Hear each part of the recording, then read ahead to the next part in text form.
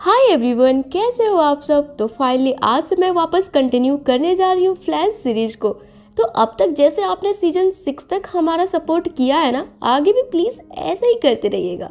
तो चलिए फ्रेंड्स, इसी के साथ अब सीजन 7 को स्टार्ट करने से पहले ना हम थोड़ी सी पिछली कहानियों की रिकैप देख लेते हैं, ताकि चीज़ें ना वापस हमें रिमाइंड हो सके। तो पिछले सीजन 6 में हमने देखा था मैकेलेक टेक की पहली सीईओ ईवा मैकेलेक, जो कि मिरर डायमेंशन में अब फंस चुकी थी। उसके बाद इसके पति जोसेफ कार्वर ने ईवा की सारी प्रॉपर्टी अपने नाम कर ली। अब चूंकि ईवा अपने पति से बदला लेने के लिए बेताब थी, उसने असली दुनिया में मिरर क्लोन्स बनाकर भेजनी शुरू कर दी और असली शख्स को मिरर डायमेंशन में खींच ले रही थी, जिसमें से 3 मेन सदस्य थे, आइरिस, कैमेलिया और सिंह। आगे ईवा रामसी के खून की मदद से मिरर वर्ल्ड से बाहर तो निकल कर अपने पति को मारकर वापस अपनी पोजीशन हासिल कर ली थी, तो दूसरी तरफ आइरिस मिरर वर्ल्ड में ही रहते रहते काफी बीमार पड़ते जा रही थी और लास्ट में आइरिस कहीं गायब हो गई थी।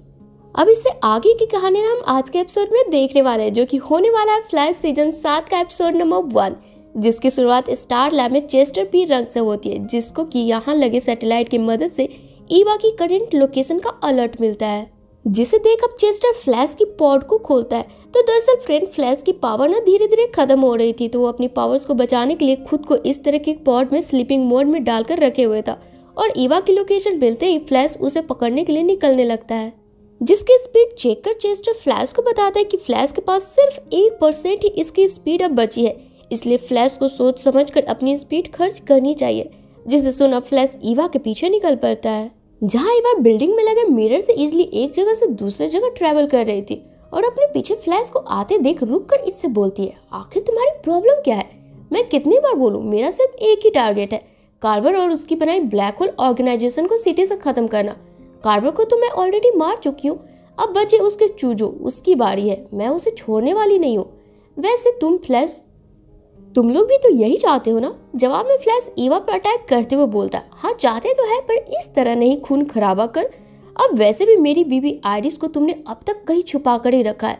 अब यहाँ पर ईवा पर अटैक करने के दौरान फ्लैश गौर करता है कि ईवा की स्पीड भी फ्लैश जितना ही तेज है, जहाँ अब उल्टा ईवा फ्लैश को ही बेहोश कर यहाँ से भाग निकलती है और फिर रोसा और सैम स्कर्डल के पास पहुंचती है, क्योंकि ये दोनों भी ना कार्वर के ब्लैक होल ऑर्गेनाइजेशन में मिले हुए थे। जहाँ अब ईवा रोसा को बताती है कि चूंकि सैम मिररवर्स को कंट्रोल कर सकता था, ईवा ने अपनी पहली मिरर क्लोन वाली एक्सपेरिमेंट ना सैम पर ही करी थी और ये असली सैम नहीं बल्कि सैम का मिरर क्लोन ही है और इसी ने ईवा को इस लोकेशन का पता दिया है। तो दूसरी तरफ जैसे फ्लैश को होश आता है, चेस्टर इसे ईवा की करंट लोकेशन बताता है, जहां जाने पर फ्लैश देखता है ईवा यहां से सैम और कई गार्ड्स को मारकर यहां से जा चुकी है और सैम की गर्लफ्रेंड रोजा यहीं पर बैठकर रो रही है, जिससे कि पकड़कर फ्लैश अब सीसीपीडी के हवाले कर देता है। जहां अब आगे बैरी सीसीपीडी में जॉय और सेसिल के साथ डिस्कस करता है कि पिछले 2 दिनों में ईवा कुल 9 जगहों को बर्बाद कर चुकी है, पर फ्लैश उसे एक भी जगह रोक नहीं पाया, वजह फ्लैश की घटती स्पीड। अब इस बात को सोचते हुए बैरी निराश होते हुए स्टार लैब के लिए निकल पड़ता है और इधर अब सेसिल रोसा के पास आकर इससे जानने की कोशिश करती है कि ब्लैक होल की बची टेक कहाँ है, ताकि इस बार फ्लैश टीम ईवा से पहले उस जगह पर पहुंच टेक और वहां मौजूद ब्लैक होल के लोगों को बचा सके। जहां पर पहले तो रोसा बेचारी होने का नाटक करते हुए सेसिल के सामने रो रही होती है, ये बोलकर कि ईवा ने इसके बॉयफ्रेंड को मार डाला और सैम ही ब्लैक होल वाली सारी चीजों को डील करता था, इसलिए रोसा को उस बारे में कुछ भी मालूम नहीं है। पर यहाँ सेसिल अपने टेलीपैथी वाली एबिलिटी से पकड़ लेती है कि रोसा ये सारी बातें झूठ कह रही है, जिस पर यहाँ जैसे सेसिल रोसा को बताती है कि इससे रोसा झूठ बोलना बंद करे, रोसा मुस्कुराते हुए सेसिल को अपनी पावर से इसकी माइंड को मैनिपुलेट करते हुए सेसिल को डरा देती है, जिसे कि देख इस वक्त सेसिल यहाँ पर कुछ सोचते हुए निकल जाती है। वहीं अब दूसरी तरफ हमें स्टार लैब में दिखाया जाता है, जहाँ पर जब बैरी पहुंचता है तो ये देखता है चेस्टर और नेसवेल दोनों मिलकर आर्टिफिशियल स्पीड फोर्स जनरेटर बनाने में लगे पड़े हैं, पर काफी देर से इसी काम को करते हुए चेस्टर काफी थक गया था, जैसे कि बैरी अपने साथ लेकर कैफे चला जाता है कॉफी पिलाने के लिए। तब नेस यहाँ पर अकेला रह जाता है, जिसके बाद यहाँ पर बाकी वेल्स जैसे कि हैरी, शेरलॉक, एचआर कई जो कि अभी तक नेस के मेमोरी के साथ जुड़े हुए थे, वे बाय थ्योरी नेस को समझा रहे होते कि इस आर्टिफिशियल स्पीड फोर्स के जनरेटर को चार्ज करने के लिए ना ऑर्गेनिक रिसेप्टर चाहिए। अब चूंकि क्राइसिस के बाद सभी वेल्स की माइंड अभी भी नेस के साथ जुड़ी है, ये सारे वेल्स के माइंड को मिलाकर नेस ऑर्गेनिक रिसेप्टर बन चुका है, इसलिए हैरी और शेरलॉक चाहते हैं कि नेस अपनी कुर्बानी देकर इस ASF यानी कि आर्टिफिशियल स्पीड फोर्स के जनरेटर को चार्ज करे, जिससे कि फ्लैश को उसकी पावर्स वापस मिल जाएगी। अब यहाँ पर अपनी कुर्बानी देने के नाम पर नेस साफ साफ मना कर दूसरे हॉल में चला जाता है, इन बाकी वेल्स को अपने पीछे ना आने बोल। आगे नेस परेशान होता हुआ इस ऑर्गेनिक रिसेप्टर के बारे में जांच पड़ताल करना शुरू कर देता है ताकि इसे खुद की जान देने के बजाय कोई दूसरा रास्ता मिल सके। तभी यहाँ पर एलेग्रा नेस के लिए कॉफी लेकर आती है और नेस से आगे के प्लान के बारे में पूछती है, जहाँ अब नेस को कुछ किताबों को पढ़ते हुए एक आइडिया आता है और वो अब बैरी और चेस्टर को बुलाकर अपना काम शुरू करता है, जिसमें कि नेस बताता है कि ये यहाँ रखे स्पेयर को टच कर अपने माइंड से सभी वेल्स को इसमें डालेगा और इसे चार्ज एलेग्रा अपने यूवी रेज से करेगी।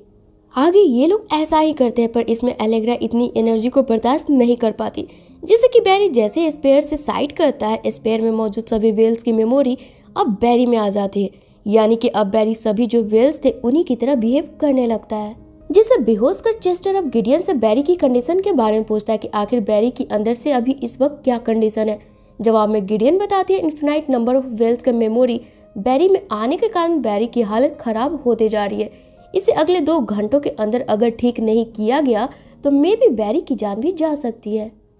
अब यहाँ पर बात बैरी की जान पर आते देख एलेग्रा काफी परेशान हो जाती है कि ये सब इसी के कारण हुआ है। अब एलेग्रा को परेशान होते देख नेस अब भावुक होते हुए बोलता है, इन सारी मुसीबत का जड़ नेस है। इसने बिना टेस्ट किए ही ये प्रक्रिया शुरू कर दी, क्योंकि नेस काफी डर गया था, क्योंकि यही ऑर्गेनिक रिसेप्टर है जिससे कि ये ASF जनरेटर चार्ज होने वाली है।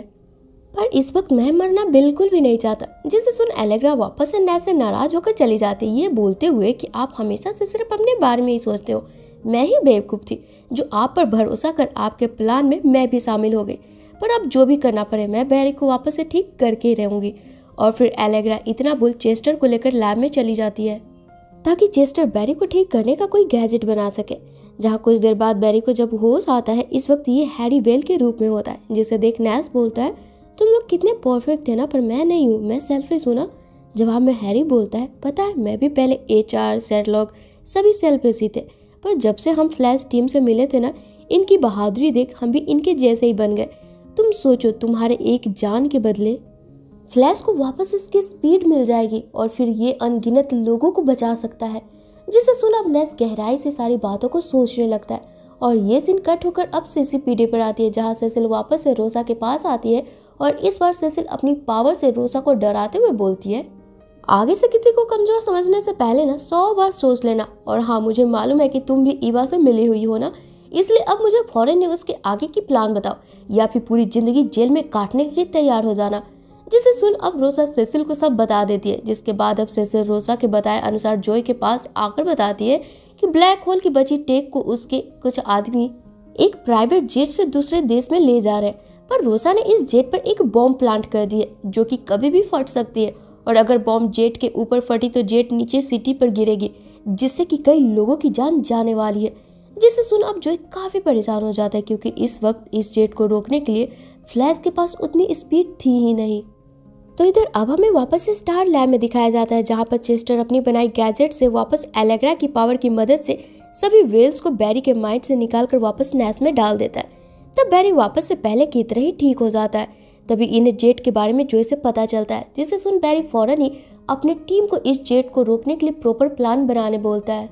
जिसे सुन अब नेस अचानक से ASF के स्पेयर को पकड़ इसे चार्ज करना शुरू कर देता है और बैरी को बोलता है, इस वक्त सिर्फ लोगों की मदद फ्लैश ही कर सकता है और मैं अपनी कुर्बानी देने के लिए ना पूरी तरीके से तैयार हूँ। जिसे देख बैरी भावुक होता हुआ नेस को अपनी जान इसके लिए देने से रोकने लगता है। तब नेस के साथ बारी बारी कर सभी वेल्स अब बैरी को समझाते हैं कि इस वक्त दिल से सोचने के बजाय प्रैक्टिकल होकर लोगों की मदद करना है, इसलिए भागना शुरू करो फ्लैश, तुम्हारी स्पीड तुम्हारा इंतजार कर रही है। जिसे सुन ना चाहते हुए भी अब बैरी रोते हुए भागना शुरू कर देता है। तो इधर जैसे ही नेस की पूरी बॉडी इस स्पेयर में समा जाती है, जनरेटर 100% चार्ज होकर ASF डिवाइस ऑन होती है और फिर फ्लैश को इसकी पावर पहले की तरह ही वापस मिल जाती है। जिसे पाकर फ्लैश सबसे पहले तो भागकर आसमान में उड़ रहे जेट के ऊपर से बम को दूर फेंकता है। तब जेट आसानी से दूसरी ओर चली जाती है और बम आसमान में ही फट जाती है, जिससे कि किसी को कुछ भी नुकसान नहीं होता है। अब ये दुख सुकून की सांस लेते हुए बैरी वापस से स्टार लैब लौट आता है और नेस की कुर्बानी पर काफी इमोशनल होता है। तो दूसरी तरफ अब हमें मिरर वर्स में असली आइरिस को दिखाया जाता है, जो कि अभी भी जिंदा है, पर ईवा अपनी पावर से आइरिस का दिमाग पूरी तरीके से खराब करने के चक्कर में लगी हुई है, आइरिस को इसकी पास्ट वाली आइरिस को दिखाते हुए। पर आइरिस भी कुछ कम थोड़ी ना थी। फ्लैश की बीवी जो है भाई, वो ईवा की चाल को समझ जाती है और खुद के माइंड को खुद से कंट्रोल कर शांत करती है, और फिर यहाँ मौजूद पीसी से कैमेलिया को मिलने के लिए मैसेज करती है, जो कि इस वक्त स्टार लैब में थी और आइरिस मैकेनिक टेक में। पर आइरिस देखती है इसकी मैसेज अचानक से कहीं गायब हो जाती है। तो अब एपिसोड के आखिर में हम ईवा को देखते हैं, जो कि शांति से अपने केबिन में बैठी होती है और कार्बर की कई आखिरी बातें सोच रही होती कि आखिर कार्बर ने ईवा को ऐसा क्यों कहा कि ये इसकी बीवी नहीं है। कार्बर की बीवी 6 साल पहले ही मर चुकी है।